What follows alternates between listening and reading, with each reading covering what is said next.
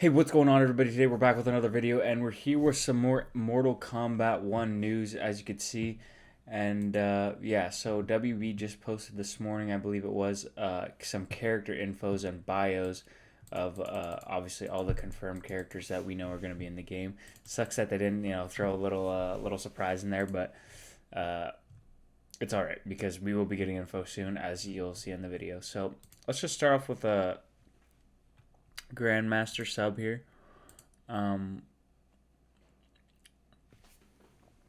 Grandmaster sub leads his ancient warrior clan in the defense of Earthrealm from external threats for centuries. It has been their soulman task, but Earthrealm hasn't been threatened in generations, and Sub-Zero sees no point in limiting his clan to preparing for dangers that may never come. Under his leadership, the Lin Kuei will come out of the shadow and fight for its place in the Earthrealm's great nations. So, as you can see, Sub-Zero is clearly ready. Oh my god, I missed Liu Kang. I missed the fire god. It's okay, though. We'll get to him. And look at it. And one thing I have to say about this, and I've said it in my Sub-Zero video, is the design for Sub-Zero is so sick in this game. It really is. Truly, truly is. Let's check out what the fire god has to say here. Having won control of the hourglass, Liu Kang restarted history.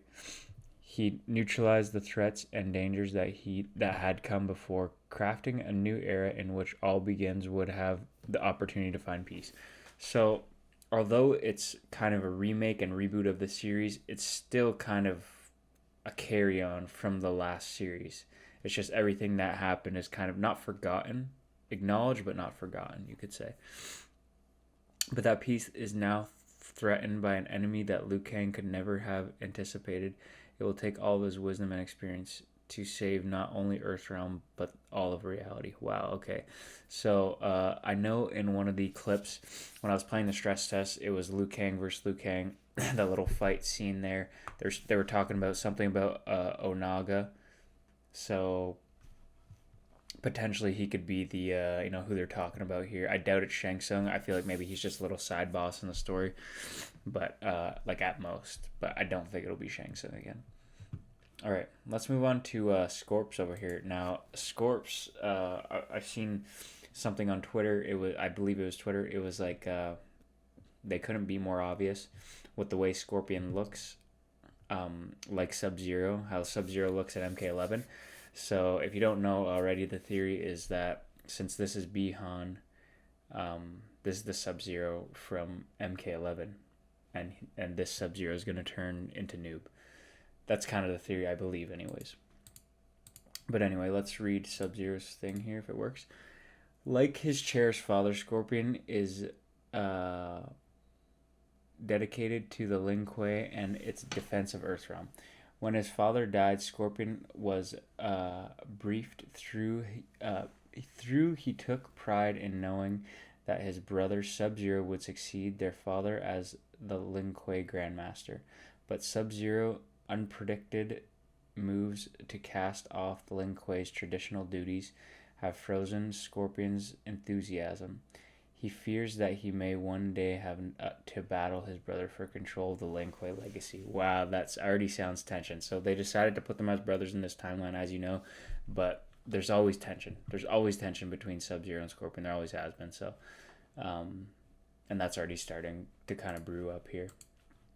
All right, let's check out the princess. Even though I don't think she's the princess in this game, I think it's Melina, but Kitana has one purpose in life: to aid to protect her older sister. Melina she prepares to rule Outworld one day. Yeah.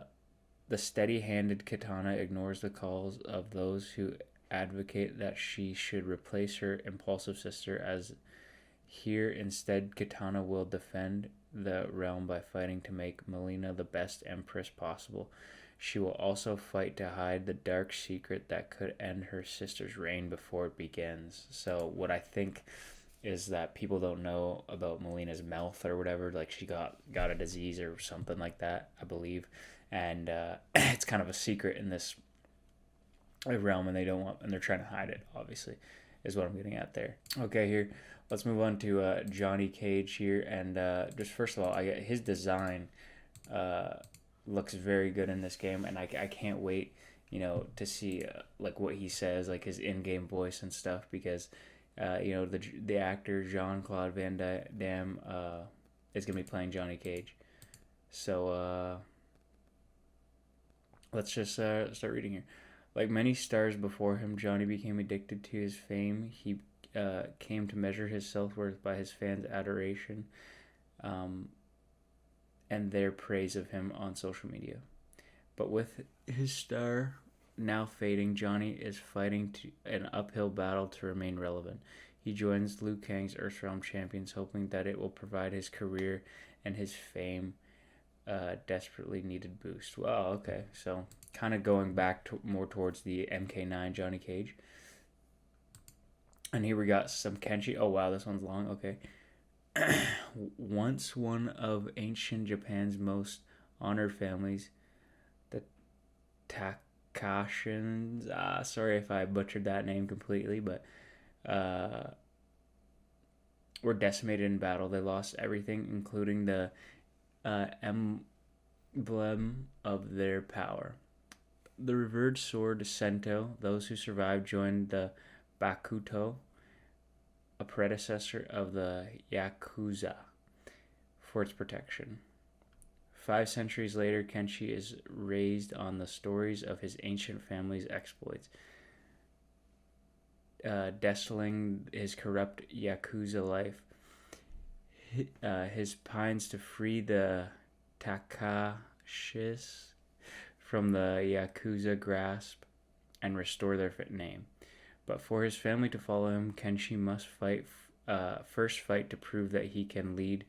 His first battle is to find and retrieve Sento, which, from the looks of it, Johnny Cage has in his mansion. So that their story kind of maybe ties in together, which is cool. Now, we didn't get to play in the beta. We didn't get to play Johnny Cage either. Not the beta, but the stress test. So this will be interesting if it lets me click on it here. Born and raised in the village of Fenjiang, Kun Lao has spent his life toiling in the fields.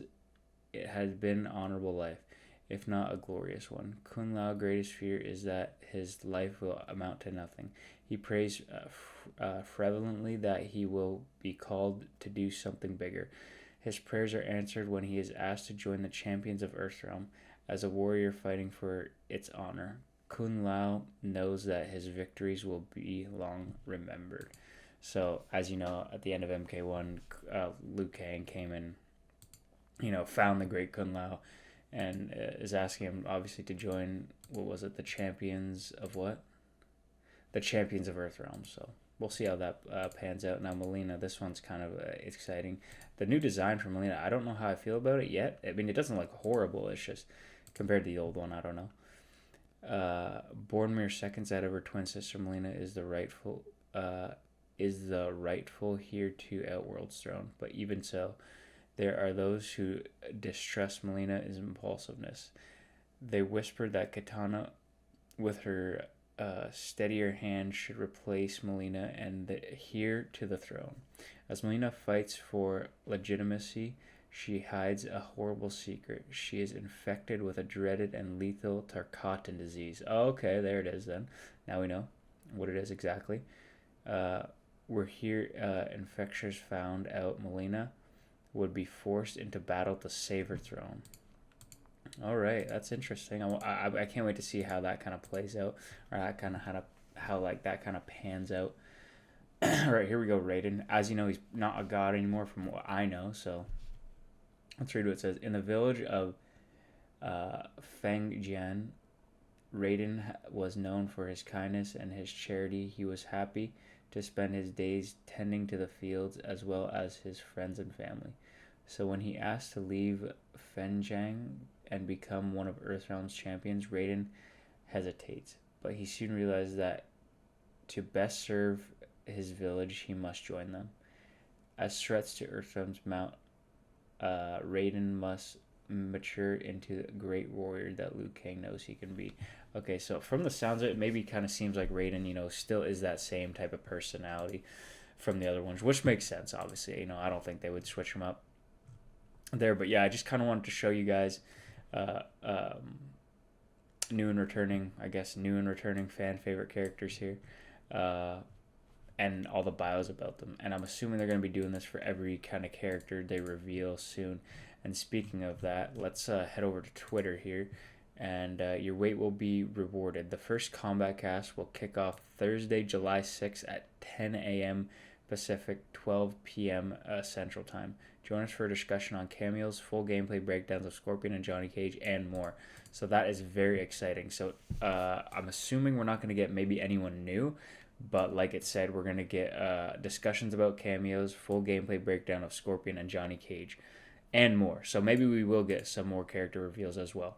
And that's going to be happening July 6th. And I'm definitely going to be streaming that or making a video on it, making a video on it at least. So be on the lookout for that. Yeah, so I can't wait for this already. This is hype. Already going to be coming next week, some more characters hopefully, and we're going to see some Scorpion and Johnny Cage gameplay. I really can't wait. And I know all you guys can't either. We're all excited for MK1 here. And if you didn't play the stress test, I'm sure you're even more excited. So yeah, guys. Anyways, I just kind of wanted to hop on here, share the news kind of going around Mortal Kombat 1 for you guys, tell you about what's up and coming. And yeah, anyways, if you've been liking the content lately and you want to keep up with the Mortal Kombat 1 news, then subscribe and comment what you guys are excited to see, what you hope gets revealed, I guess, at the first Combat Cast on July 6th. Me personally, I hope we get some character reveals, if not one at least. But that's me personally. Anyways, thank you guys so much for watching. I hope you have a great day. Goodbye.